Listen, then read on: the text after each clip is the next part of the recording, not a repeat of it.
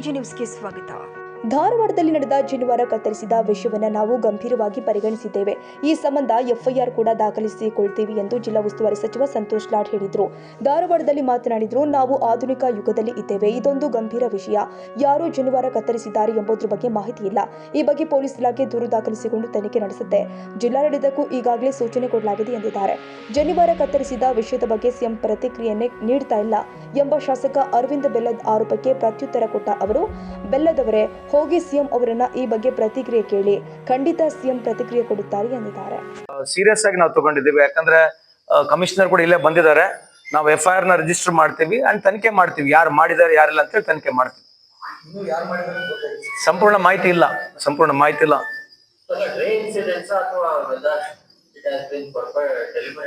ಅದೇ 2020-25 ಸಾಲಿನಲ್ಲಿ we are in modern world today, but still I have taken it very seriously. ಯಾಕಂದ್ರೆ ಇದು ಬಹಳ ಇಂಪಾರ್ಟೆಂಟ್ ಇದೆ.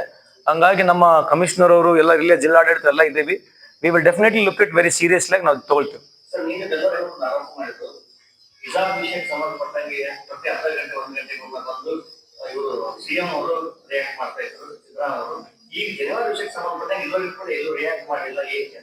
ಕೇಳ್ರಿ ಅವ್ರಿಗೆ, ಬೆಲ್ಲದವರಿಗೆ ಹೋಗಿ ಕೇಳ್ರಿ, ಸಿಎಂ ರಿಯಾಕ್ಟ್ ಮಾಡ್ತಾರೆ. ಅದು ಗೊತ್ತು.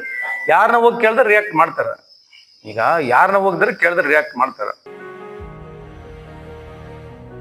ಕನ್ನಡಿಗರ ಮೆಚ್ಚಿನ ನಿಮ್ಮ ಎಜೆ 24/7 ನ್ಯೂಸ್ ಕನ್ನಡ ವಾಹಿನಿ ಇದೀಗ ಟಿವಿಯಲ್ಲಿ ಲಭ್ಯ. ಒಂದು ವೇಳೆ ನೋಟಿಸ್ ಕೊಟ್ಟಿದ್ರೆ ವಾಪಸ್ ತಗೋತೀವಿ. ಇವತ್ತು ವಕ್ಫ್ ಪ್ರಾಪರ್ಟಿ ಅಂತೇಳಿ ಬರ್ತದೆ ಅಂತ ಹೇಳಿದ್ರೆ ರೈತರ ಬೀದಿಗೆ ಬಂದ್ರೆ ಏನ್ ಮಾಡ್ಬೇಕಾಗತ್ತೆ? ಯಾರು ವೋಟ್ ಹಾಕಲಿಲ್ಲ ಅಂದ್ರೆ ಗ್ಯಾರಂಟಿನೆಲ್ಲ ಸ್ಟಾಪ್ ಮಾಡ್ಬಿಡ್ತೀವಿ.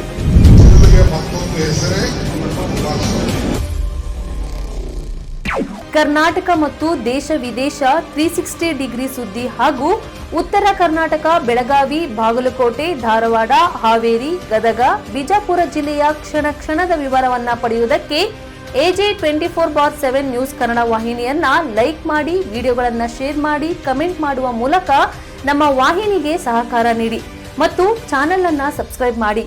ಧನ್ಯವಾದಗಳು.